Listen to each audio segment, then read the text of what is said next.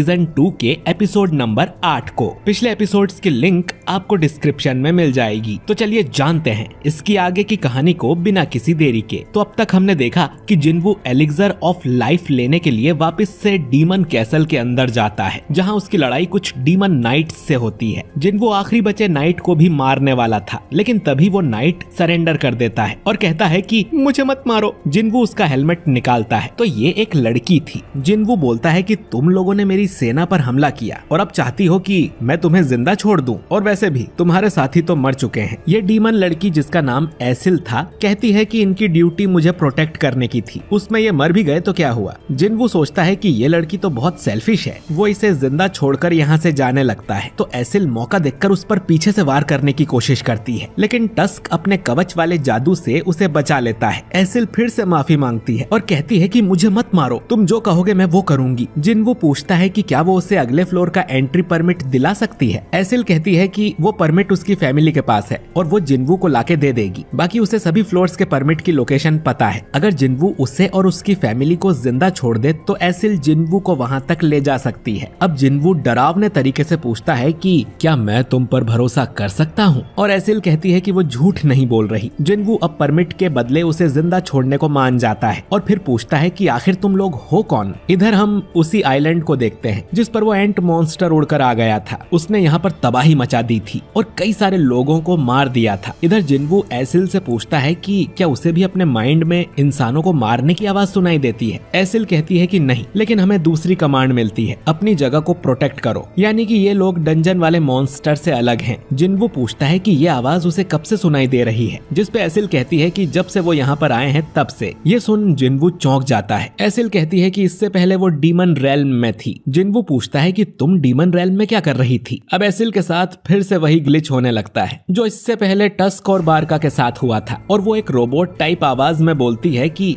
हम युद्ध की तैयारी कर रहे हैं, एक ऐसे दुश्मन के लिए जो इतना स्ट्रॉन्ग है कि उससे लड़ने के लिए सभी डीमंस को एकजुट होना पड़ेगा। इसके बाद एसिल कहने लगती है कि ये जानकारी नहीं दी जानी चाहिए, और बेहोश हो जाती है। जिन्वू समझ जाता है कि वो इससे आगे सवाल नहीं पूछ सकता। दूसरी तरफ हम हंटर एसोसिएशन की मीटिंग को देखते हैं, जिसमें जिनचुल बताता है कि एक एंट मॉन्स्टर ने जापान के पास एक छोटे से आइलैंड पर हमला कर दिया है, जिसमें 294 लोगों की जान गई है। 108 हंटर इससे लड़ने भेजे गए थे, जिनमें 4 ई रैंक हंटर, एक सी रैंक हंटर और एक बी रैंक हंटर मारे गए। आखिर में एक ए रैंक हंटर ने इस एंट को मार डाला, यानी कि इस एंट मॉन्स्टर की पावर ए रैंक जितनी थी। गन ही कहता है कि ये आइलैंड जेजू आइलैंड से 120 किलोमीटर दूर था। अगर वो एंट्स अच्छे से उड़ना सीख गई तो हमारे देश तक भी पहुंच सकती है। हमें हाई अलर्ट पर रहना होगा और तुरंत ही चौथे जेजू आइलैंड रेड मिशन की तैयारी की जाए। इधर एसिल को होश आ गया था और वो जिन्वू को अपने फैमिली कैसल के पास ले जाती है, जिसके अंदर उसे परमिट मिलेगा। एसिल के फादर जिन्वू को देखकर डर जाते हैं, क्योंकि उन्हें जिन्वू की शैडो में पूरी सेना दिखाई दे रही थी। जिन्वू कहता है कि मैंने एसिल से प्रॉमिस किया है कि अगर मुझे परमिट मिल गया तो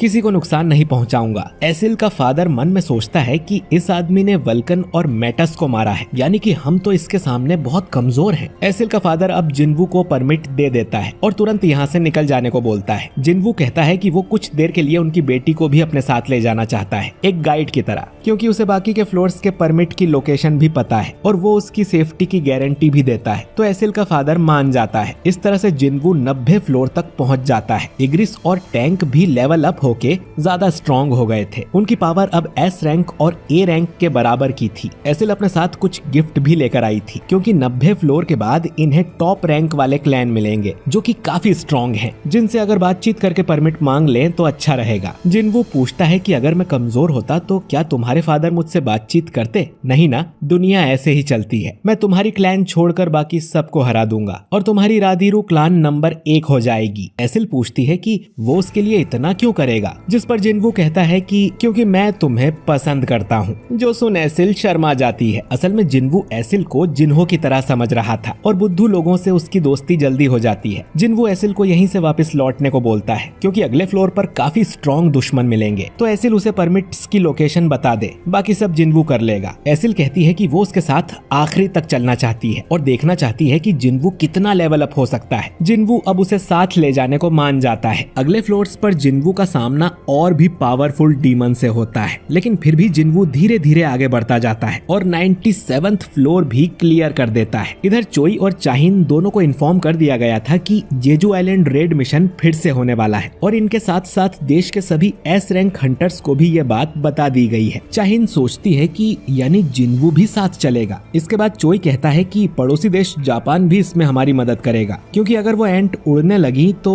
उन्हें भी खतरा हो सकता है। तो उन सबको मिलकर इस खतरे को जड़ से खत्म करना होगा। मिशन का बैटल प्लान डिस्कस करने के लिए एक अल्ट्रा गिल्ड का हंटर उनके देश में आने वाला है। इधर जिन्वू 100वें यानी कि आखिरी फ्लोर पर पहुंच गया था, जहां उसका सामना होता है डीमन लॉर्ड बारन से, जो कि एक व्हाइट ड्रैगन पर बैठा हुआ था और इसका ऑरा बहुत ही पावरफुल था। बारन अब अपनी डीमन आर्मी को बुलाता है, जो जिन्वू और एसिल को चारों तरफ से घेर लेती है और ये डीमन इन पर हमला करने भागते हैं। जिन्वू अपने आसपास डोमेन बना लेता है और उसकी शैडो आर्मी बाहर निकलकर इस डीमन आर्मी से लड़ने लगती है। टस्क तो अपने जादू से अकेले ही सैकड़ों डीमंस को जला देता है। उसकी ये पावर देख एसिल हैरान थी। वो सोचती है कि डीमन मोनार्क बारन यहाँ का राजा है और जिन्वू बस एक घुसपैठिया, तो उसे किसकी साइड रहना चाहिए। बारन अब आसमान से खतरनाक बिजली गिराता है, जिसमें एसिल भी मरने वाली थी, लेकिन जिन्वू उसे बचा लेता है। जिन्वू सोचता है कि अगर इस अटैक से उसके सोल्जर्स बार बार मरते रहे तो उसका माना जल्द ही खत्म हो जाएगा, तो उसे जल्दी बारन को मारना पड़ेगा। वो गायब होकर बारन के पास जाता है, लेकिन बारन फिर भी उसका अटैक रोक लेता है और एक पावरफुल लेजर से जिन्वू पर हमला करने लगता है। जिन्वू अब टस्क और इग्रिस को मदद के लिए बुलाता है। टस्क अपने जादू से उस लेजर को रोकता है और इतनी देर में जिन्वू अपने डैगर से उस व्हाइट ड्रैगन की गर्दन